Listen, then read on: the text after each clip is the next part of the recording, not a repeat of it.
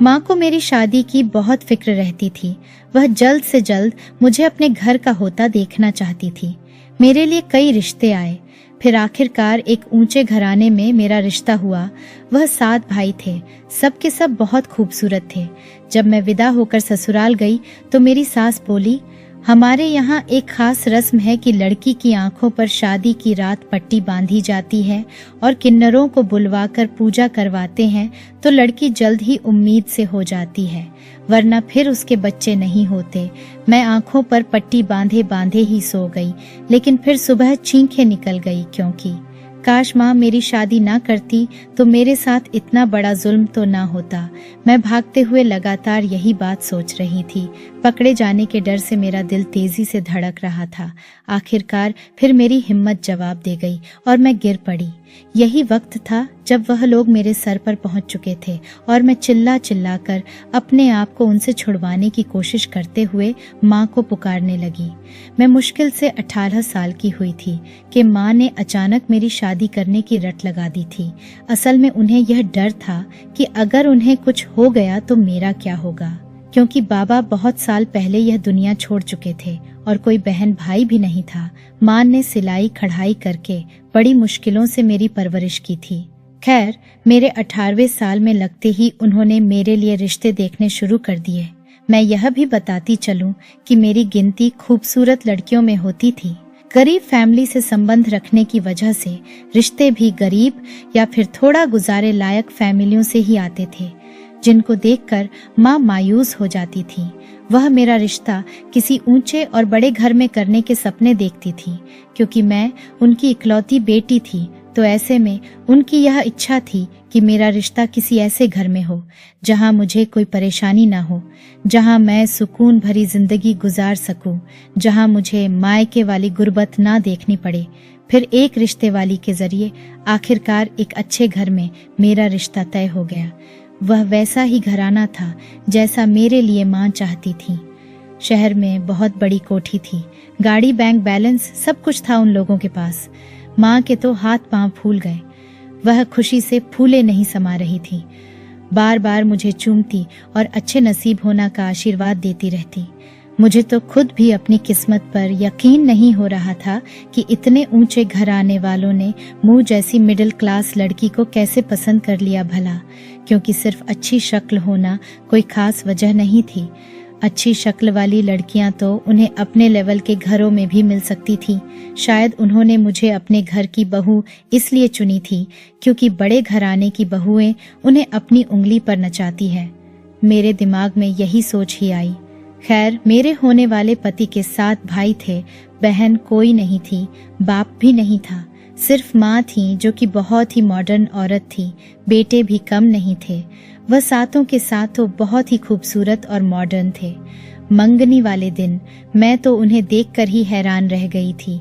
वह सब के सब बिल्कुल राजकुमारों की तरह लग रहे थे। मंगनी का सामान भी वह लोग बहुत अच्छा और महंगा लाए थे। ऐसी चीजें मैंने कभी जिंदगी में यूज नहीं की थी और ना ही इस्तेमाल करने का सोच सकती थी, जो वह लोग मंगनी पर लाए थे। एक से एक कीमती जोड़े और गहने। मेरे मोहल्ले वाली लड़कियां तो देखते ही जलन का शिकार हो गई थी। मंगनी के 1 हफ्ते बाद शादी भी हो गई। शादी पर भी बहुत अच्छा और महंगा सामान दिया था उन्होंने, दहेज वगैरह कुछ नहीं लिया। विदाई पर मैं एक बड़ी सी गाड़ी में बैठकर अपने ससुराल आई थी। जब मैं घर में दाखिल हुई तो मुझे बेडरूम में ले जाने के बजाय एक सजे सजाए हॉल में बैठा दिया गया और मेरी सास ने बहुत ही खूबसूरत साड़ी पहन रखी थी। उन्होंने मुझे कहा कि हमारे यहाँ एक खास रस्म है कि शादी वाली रात दुल्हन की आंखों पर पट्टी बांधी जाती है और किन्नरों को बुलाकर उनसे प्रार्थना करवाई जाती है तो दुल्हन को बच्चा जल्द ही हो जाता है, वरना सारी जिंदगी दुल्हन मां नहीं बन पाती और पूरा खानदान आने वाले वारिस को तरस जाता है। मैं अपनी इतनी मॉडर्न सास के मुंह से इस अजीबोगरीब रस्म का सुनकर बहुत हैरान हुई थी, मगर मैं क्या कर सकती थी, इसलिए मैं खामोश रही। कुछ देर बाद उन लोगों ने मेरी आंखों पर एक काली पट्टी बांध दी, जिससे मुझे कुछ भी नजर नहीं आ रहा था, सिर्फ आवाजें ही सुनाई देती रही। बहुत सारे किन्नरों की अजीबोगरीब आवाज में गाने थे या प्रार्थना थी। कुछ समझ नहीं आ रहा था क्योंकि साथ में जोर जोर से ढोल की आवाज भी आ रही थी। सिर्फ इतना अंदाजा हो रहा था कि बहुत सारे लोग हैं हॉल में मेरे आसपास। काफी देर मैं बैठी सुनती रही, फिर एकदम मुझे बहुत प्यास महसूस हुई और मैंने उनसे पानी मांगा तो कुछ मिनट बाद ही पानी का गिलास मेरे मुंह से लगा दिया गया। न जाने वह पानी कैसा था, ठंडा मीठा, जिसको पीते ही सुकून का एहसास होने लगा था और नींद भी महसूस होने लगी थी। दिमाग जैसे बिल्कुल रुक सा गया। फिर न जाने कब मैं वहीं बैठे बैठे सो गई। मुझे कुछ पता न चला। जब सुबह को आंख खुली तो मैं एक गद्दे पर लेटी हुई थी।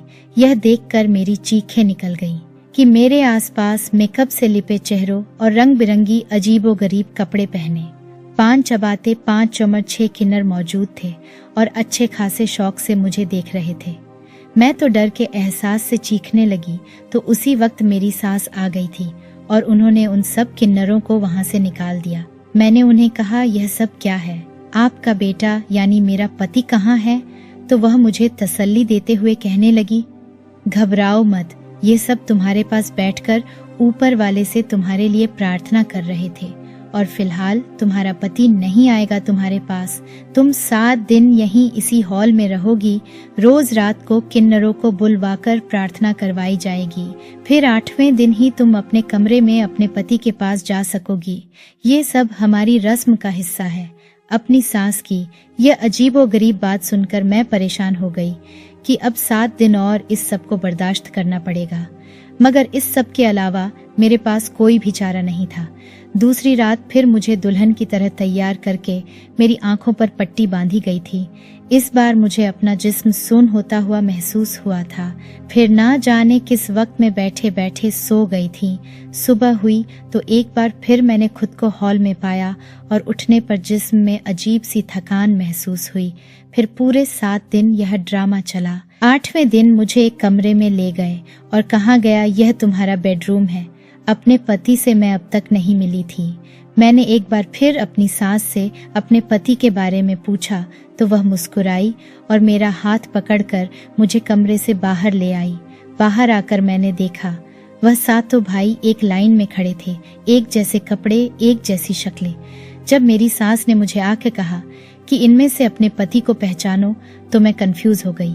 फिर उनमें से एक भाई ने आगे बढ़कर कहा, मैं हूँ आपका पति।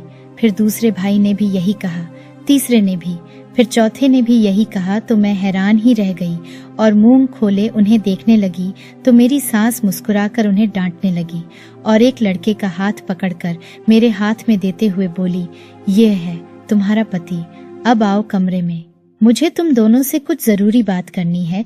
मेरा पति मुझे देखकर मुस्कुरा रहा था। मुझे कुछ शर्म महसूस हुई। अपनी सास के पीछे हम कमरे में गए तो उसने बारी बारी हम दोनों की तरफ देखते हुए कहा, मेरे गुरुजी, जो कि पिछले 7 दिन से तुम लोगों के लिए पूजा पाठ करते रहे हैं, उन्होंने मुझे फोन किया है और कहा है कि पूजा में अभी कुछ रुकावट है और वह रुकावट जब तक दूर नहीं हो जाती तब तक तुम दोनों एक दूसरे से दूर ही रहोगे और वह हर एक दिन बाद पूजा करने के लिए यहाँ भी आएंगे। मेरी सास ये कहकर चली गई। फिर हम एक कमरे में दूर दूर रहने लगे। मेरा पति मुझसे बहुत कम बात करता। मैं कोई बात करती तो ज्यादातर वह हूँ हाँ में ही जवाब देता। ना जाने मुझे क्यों महसूस होता था कि वह मुझसे कतराता है। मुझे उसकी आदतें भी बहुत अजीब लगी थीं, जैसे कि जब वह वॉशरूम से नहाकर बाहर निकलता तो औरतों की तरह घंटों आईने में खुद को देखता रहता और खुद को सजाता संवारता रहता। कुछ चीजें भी औरतों वाली यूज करता था, जैसा कि दोनों हाथों में एक एक कड़ा और दोनों हाथों की उंगलियों में औरतों जैसी बहुत सारी रंग बिरंगी अंगूठियां थीं। एक चीज मुझे कुछ अजीब सी लग रही थी, वह यह कि मेरा खाना बेडरूम में ही भेजा जाता था। कभी उन लोगों ने मुझे अपने साथ खाने के लिए नहीं बुलाया और सबसे ज्यादा हैरत की बात तो यह थी कि मेरा पति भी मेरे साथ खाना नहीं खाता था। एक दिन मैं रूम में बैठे बैठे बोर हो रही थी तो चुपके से बाहर निकल आई। हालांकि मेरे पति का आर्डर था कि बिना इजाजत मैं कमरे से बाहर नहीं निकलूंगी, मगर मैंने इस बात की परवाह ना की और दरवाजा खोलकर बाहर झांका और इधर उधर देखते हुए एक तरफ चल दी। यह बहुत बड़ा बंगला था जिसमें दर्जनों कमरे थे। मेरी शादी को 10 दिन हो चुके थे, मगर मुझे किसी ने घर नहीं दिखाया था। मैं कमरे के आगे से गुजरती हुई गैलरी में जा रही थी कि एक कमरे के आगे से गुजरते हुए मुझे कुछ आवाजें सुनाई दी। मैंने दबे पांव आगे बढ़कर दरवाजे से झांकने की कोशिश की। दरवाजा तो बंद था, लेकिन मैंने हॉल से अंदर झांका तो मुझे कुछ धुंधला सा दिखाई दिया। चमकीले कपड़े पहने वह काफी सारी औरतें थीं जो एक दूसरे के साथ हंसी मजाक में बिजी थीं। इससे पहले मैं कुछ और देख पाती। मेरी सांस न जाने कहां से निकली और मुझे देखकर बुरी तरह चौंकते हुए तेजी से मेरे पास आकर गुस्से से बोली, तुम यहाँ क्या कर रही हो? फिर वह मेरे हाथ को पकड़कर खींचती हुई मेरे कमरे में आई और गुस्से में बोली, आज के बाद बगैर अनुमति के इस कमरे से बाहर मत निकलना। मुझे बहुत अफसोस हुआ। फिर उसी रात मेरा पति मेरे पास आया और मुझे एक साड़ी देते हुए बोला, इसे पहनकर तैयार हो जाओ, हम कहीं जा रहे हैं। जब मैंने पूछा कहाँ जा रहे हैं तो उसने कहा, बहुत जल्द पता चल जाएगा, पहले तैयार तो हो जाओ। वह साड़ी बहुत बारीक और रेशमी कपड़े की थी। उसका ब्लाउज भी बहुत शॉर्ट और डीप था। मुझे बहुत शर्म आ रही थी, मगर मैंने देखा मेरा पति उस साड़ी में मुझे देखकर बहुत खुश हो रहा था।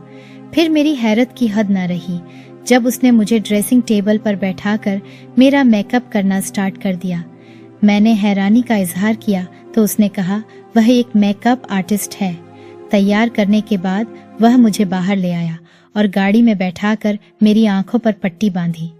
मैंने ऐतराज किया तो मेरी सास ने कहा, देखो बेटा, मजबूरी है, गुरुजी तुम्हारे लिए बहुत खास पूजा कर रहे हैं। जब तक वह पूजा पूरी नहीं हो जाती तब तक तुम्हें उनके सामने ऐसे आंखों पर पट्टी बांध कर ही ले जाया जाएगा। अपनी सास की बात सुनकर मैं खामोश हो गई। इसके अलावा मेरे पास और चारा भी नहीं था। माँ से मिलने को कहती तो वह लोग कहते, जब तक पूजा वाली रस्म पूरी नहीं हो जाती तुम अपनी माँ से नहीं मिल सकती। खैर, मेरी आंखों पर पट्टी बांधे वह लोग मुझे न जाने कहाँ ले आए थे। मुझे बहुत सी आवाजें सुनाई दे रही थीं, ढोल की थाप और किन्नरों के गानों की आवाज। मुझे एक जगह बैठा दिया गया था।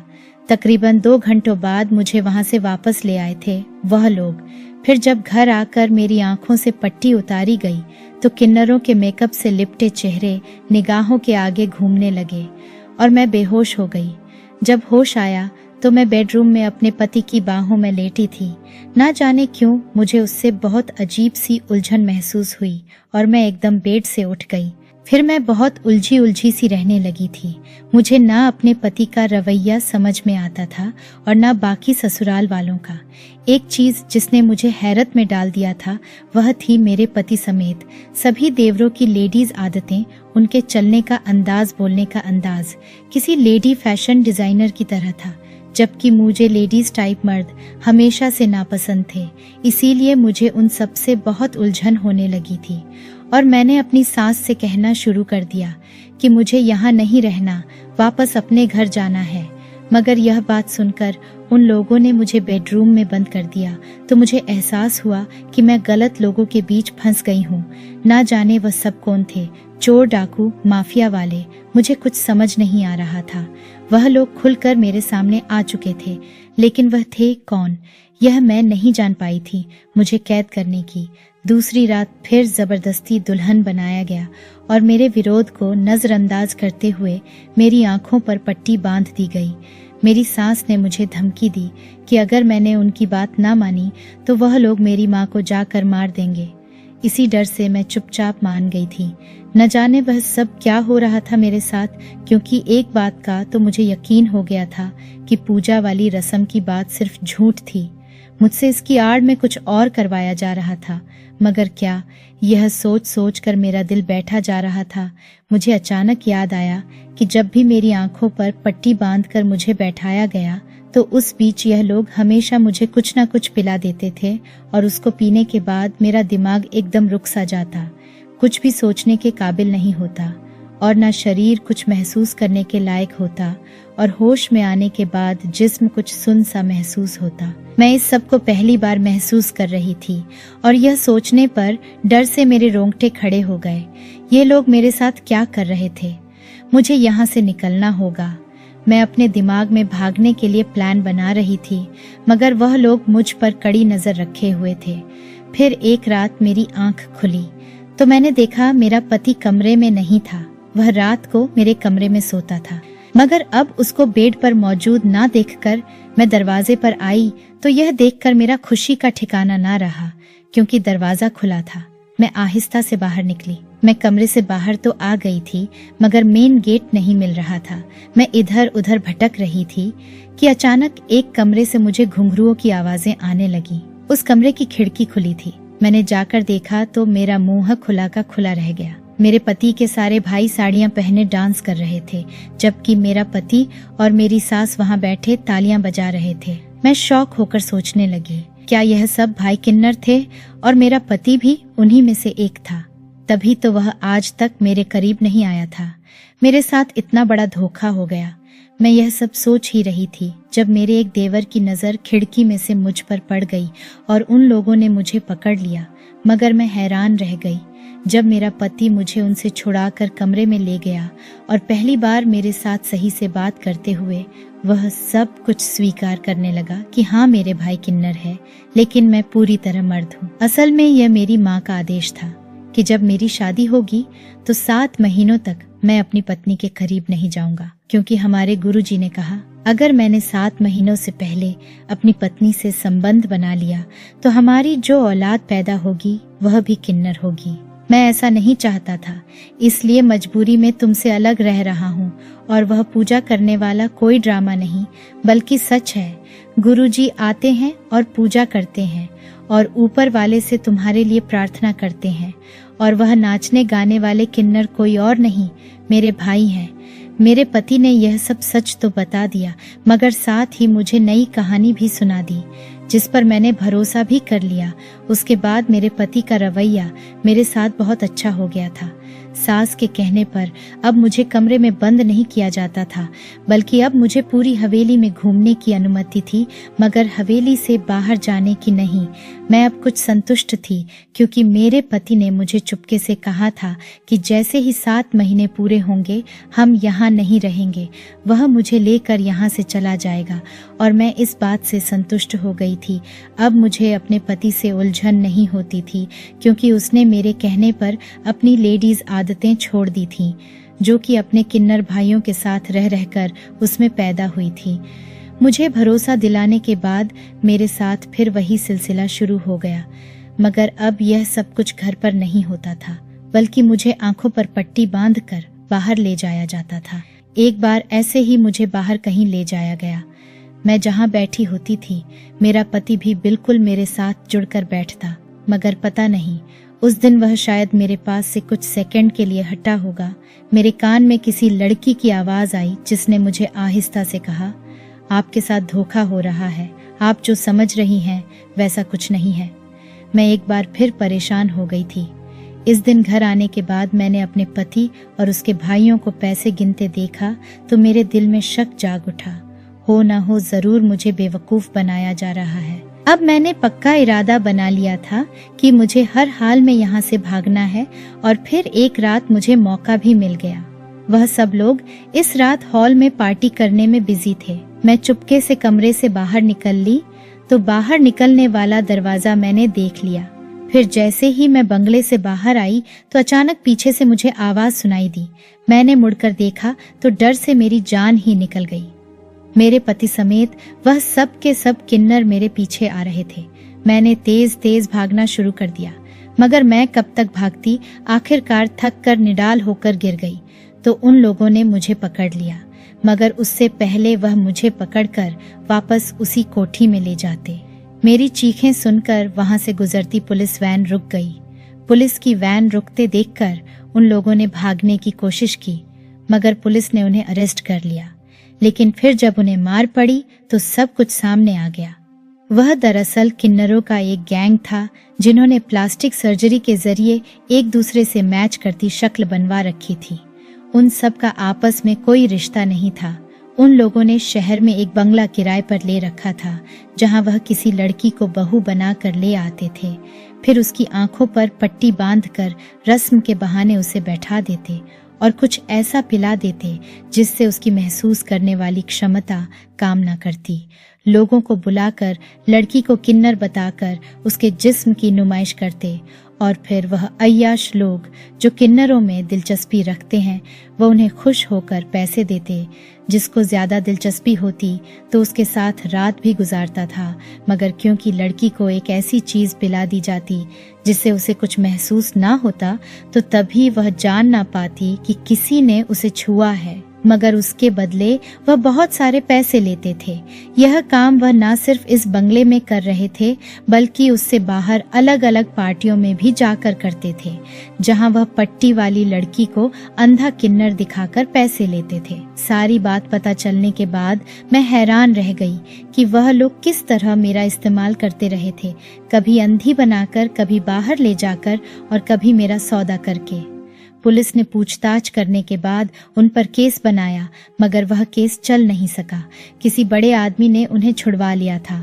हकीकत पता चलने पर माँ बहुत रोई थी, मगर साथ ही मेरे बच जाने पर उन्होंने ऊपर वाले का धन्यवाद भी किया। और एक और खास बात भी मुझे पता चली कि मेरी वह शादी भी नकली हुई थी और मेरा जो वो पति था वह भी उन्हीं किन्नरों में से एक था।